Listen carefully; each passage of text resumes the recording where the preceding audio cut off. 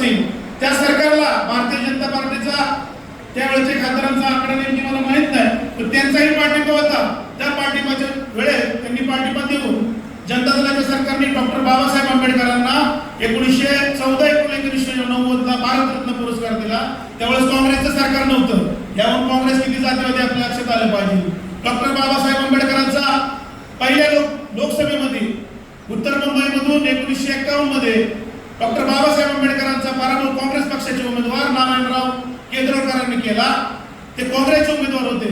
त्यावेळेस राखीव मतदारसंघातून तुमचे आमचे उद्धारकर्ते डॉक्टर बाबासाहेब आंबेडकर जर उभं राहिले तर काँग्रेसचे त्या काळचे प्रांताध्यक्ष सखा पाटील यांनी सांगितलं होतं तर डॉक्टर बाबासाहेब आंबेडकर राखीव मतदारसंघातून उभे राहिले तर आम्ही त्यांच्या विरोधात काँग्रेसचा उमेदवार देणार नाही. पण हे लवाड लोक आहेत काँग्रेसचे, त्यांनी उमेदवार दिला. नारायणराव केद्रेकरांना उभा करून महामानव डॉक्टर बाबासाहेब आंबेडकरांनी जे तुम्हाला आम्हाला संविधान दिलं त्या नारायण केद्रेकरांना बी संविधानामुळे राखीव जागेत उभा होता आलं. बाबासाहेबांचा काँग्रेसनी उत्तर मुंबईमधून 14,000 मतांनी पराभव केला. हे जातीवादी काँग्रेस ही लबाड काँग्रेस आहे. आपल्याला बीजेपीच्या नावाने भीती दाखवली जाते, पण काँग्रेस देश स्वतंत्र झाल्यापासून काँग्रेसच्या हातात सगळ्या सत्ता झाली. तुमचा आमचा विकास झालाच नाही.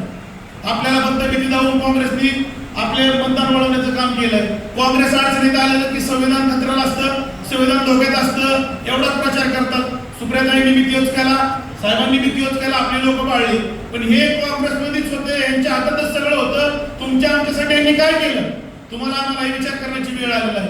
बारामती शहराचा विकास फक्त आदरणीय अजितदादा केलेला आहे. आपण छातीडपणे सांगू शकतो. 1990 सालानंतर दादा सक्रिय राजकारणात आल्यानंतर जो विकास झालेला आहे ते कोणी नाकारू शकत नाही. त्यांचे बदल विच्छे काय मातेपेरू विरोधात दादांवर टीका करतात की दादांनी काय केलं, साहेबांनी वेमणीशाने दादांनी काय केलं. वेमणीशाने काही लोकांचे प्रश्न सुटले नाहीत. इथे याच्या राजकीय प्रपांतातले लेबर कॉन्ट्रॅक्ट मध्ये तुमचे आमचे लोक आहेत, आपल्या समाजाचे लोक आहेत. 3 वर्ष ते कोण नाकारू शकत नाही. हे दादांच्या माध्यमातून रस्ते पाणी वीज त्या ठिकाणी उपलब्ध करून दिल्यानंतर आता वेमणीशी व्यवस्थित चालली. सुनेत्राबाईंच्या माध्यमातून टेक्सटाईल पार्क मध्ये 3-4 हजार महिलांना रोजगार उपलब्ध करून दिला. जे खासदार आपण 20 वर्ष निवडून दिले त्यांनी 20 जरी महिला बारामतीच्या एमआयडीसी मध्ये परमनंट केले असतील तरी त्यांनी जाहीरपणे सांगावं, केलेच नाही. दादांनी राबायचं, सकाळी 6 वाजता उठायचं, रात्री 12 वाजेपर्यंत कष्ट करायचं, सुप्रियाताईंनी संसदमध्ये भाषण करायचं, त्याच्या पलीकडे काहीच करायचं नाही. हे बारामतीकरांनी आता विचार करण्याची वेळ आलेली आहे. तुमच्या आमच्यासाठी राबणारे फक्त दादाच आहे. या मागासवर्गीय भागाचा विकास दादाच करू शकतात. या ठिकाणी आंबेडकर वसाहतीचे घरकुल पूर्ण झालेलं आहे. प्रतिमानगर असेल, सुहासनगर असेल, अलीकडे इंदापूर रोडचा भाग आहे, पंचशील नगरचा काय भाग आहे, माझा लोकशाहीर अण्णाभाऊ साठे नगर आहे, या भागाचं घरकुल करणं काय तितकंच महत्वाचं आहे. म्हणजे दादाच करू शकतात हे तुम्हाला आम्हाला सर्वांनाच माहित आहे. येणाऱ्या काळात निवडणुकीमध्ये कुठल्याही कुलचापाला बळी न पडता आपल्या सर्वांनी तुम्ही आम्हा निवडणुकीत उभे, ही निवडणूक आपण जर हातात घेतली तर निवडणूक जिंकणं काही अवघड गोष्ट नाही.